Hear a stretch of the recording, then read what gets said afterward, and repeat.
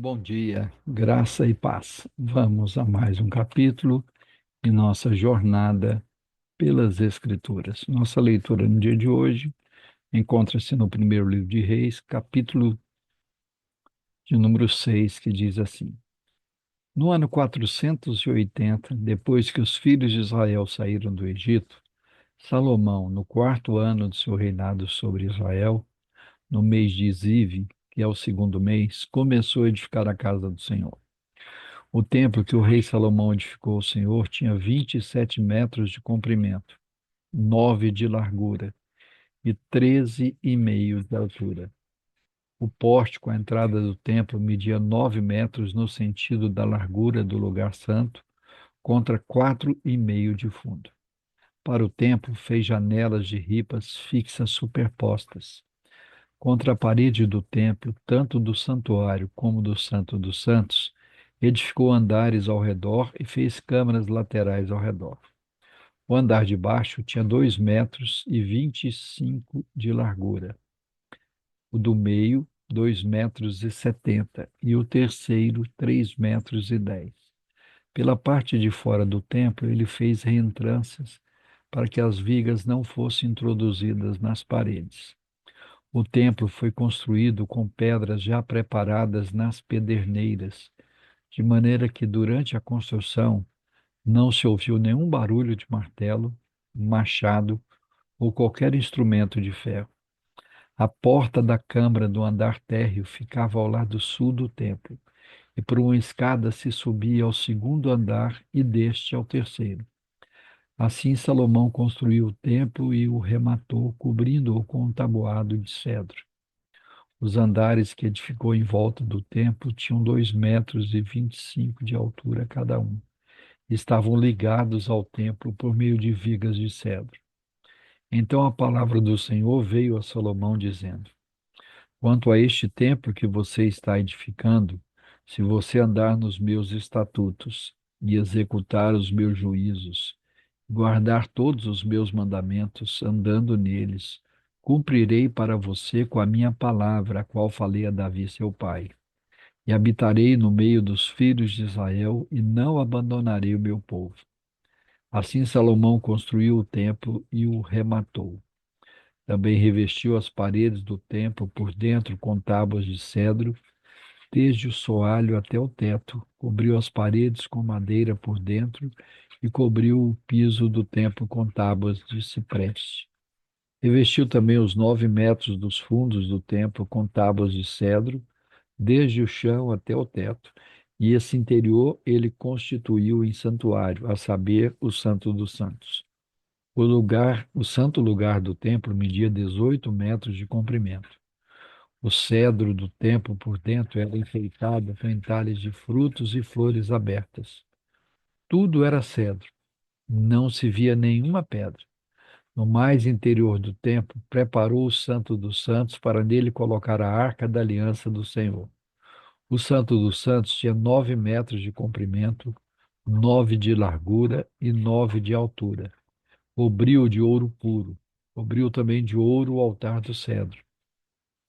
Por dentro, Salomão revestiu o templo de ouro puro e fez passar as correntes de ouro por dentro do Santo dos Santos, que também havia revestido de ouro. Assim revestiu de ouro todo o interior do templo e também todo o altar que estava diante do Santo dos Santos. No Santo dos Santos, Salomão fez 2 querubins de madeira de oliveira, cada um com 4,5 metros de altura. Cada asa de um querubim media 2,25 metros. Portanto, de uma a outra extremidade, suas asas havia 4,5 metros. Assim, o outro querubim também era de 4,5 metros. Ambos os querubins tinham a mesma medida e a mesma forma. A altura de um querubim era de 4,5 metros, e esse era também a altura do outro. Ele pôs os querubins no mais interior do templo. Os querubins estavam de asas estendidas, de maneira que a asa de um tocava numa parede e a asa do outro tocava na outra parede, e as suas asas no meio da sala tocavam uma na outra. E cobriu de ouro os querubins em todas as paredes ao redor do templo, tanto na parte mais interior como na parte exterior. Salomão mandou esculpir entalhes de querubins, palmeiras e flores abertas. Também revestiu de ouro o soalho, tanto na parte mais interior do templo, como na parte exterior. Para a entrada do Santo dos Santos, fez uma porta dupla de madeira de oliveira. A verga com as ombreiras formavam um portal pentagonal. Assim fabricou de madeira de oliveira duas portas e mandou esculpir nelas entalhes de querubins, de palmeiras e de flores abertas. A estas, como as palmeiras e os querubins, revestiu de ouro. Para a entrada do santo lugar, fez batentes de madeira de oliveira, entrada quadrilateral, cujas duas portas eram de madeira de cipreste, e as duas tábuas de cada porta eram dobradiças. E mandou esculpir nelas entalhes de querubins, de palmeiras e de flores abertas, e revestiu esses entalhes de ouro.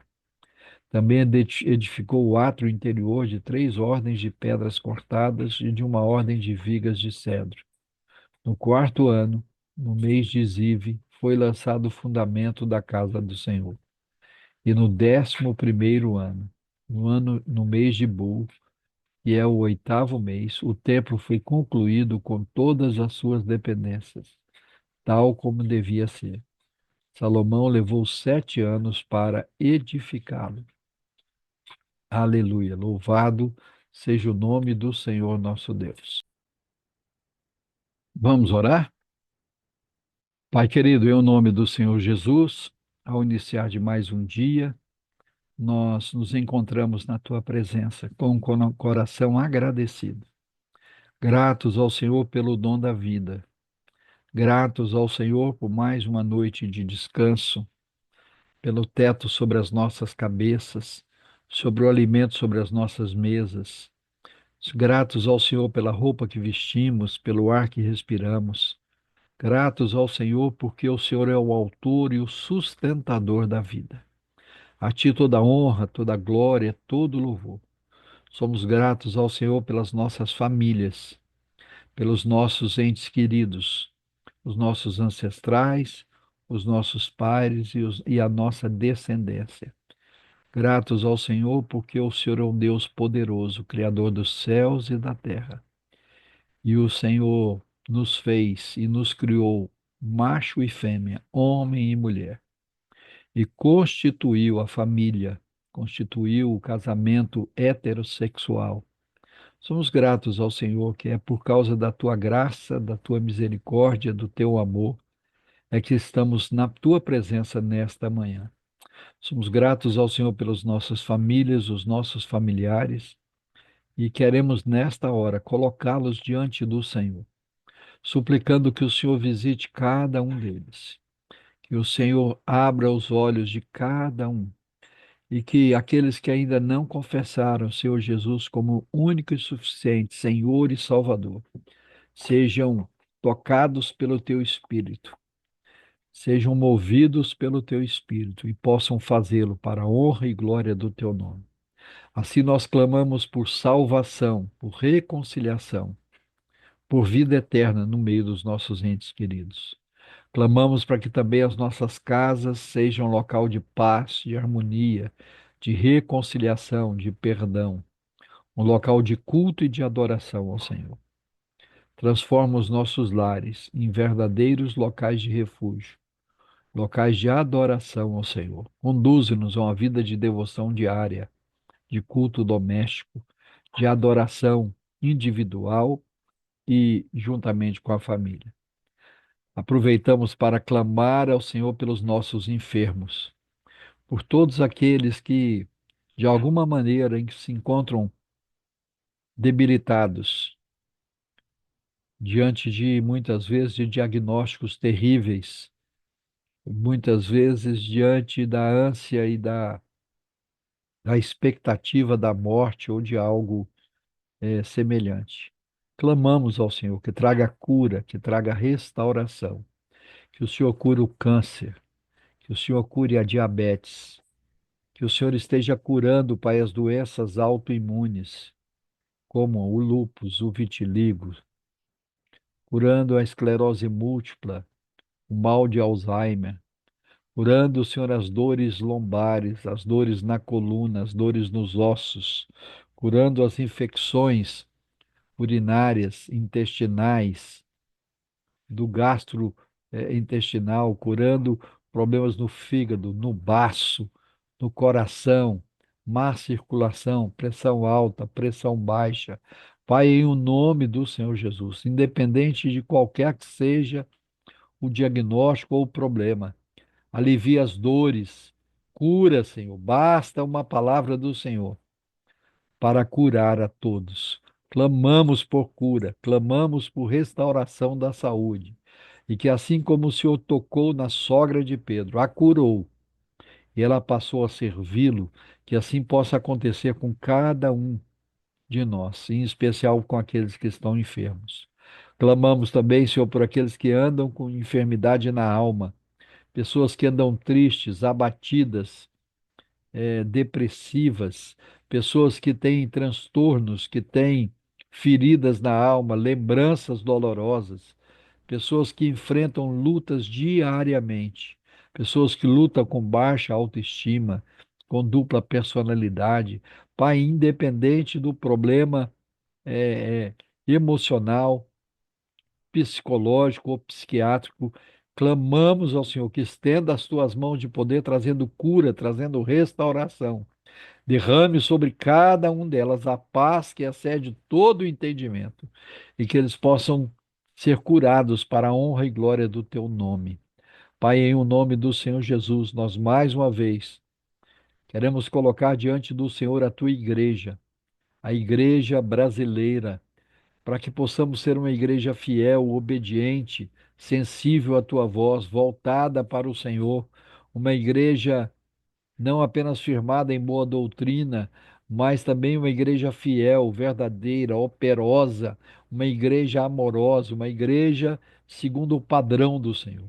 Pai, em nome de Jesus, conduze-nos ao arrependimento, à confissão de pecados, a uma vida de santidade, de devoção, de trabalho para o Senhor. Abençoa, Senhor, a igreja brasileira, dando líderes fiéis e obedientes ao Senhor, conduzindo a igreja brasileira de volta ao livro, de volta às Escrituras, que a tua palavra encontre lugar no nosso meio, na nossa vida diária, na nossa devoção diária, na nossa reunião, no nosso culto, que a palavra do Senhor tenha primazia em cada uma das nossas reuniões, que haja Bíblia, que haja palavra de Deus, que haja instrução, que a palavra do Senhor verdadeiramente tenha a centralidade do culto.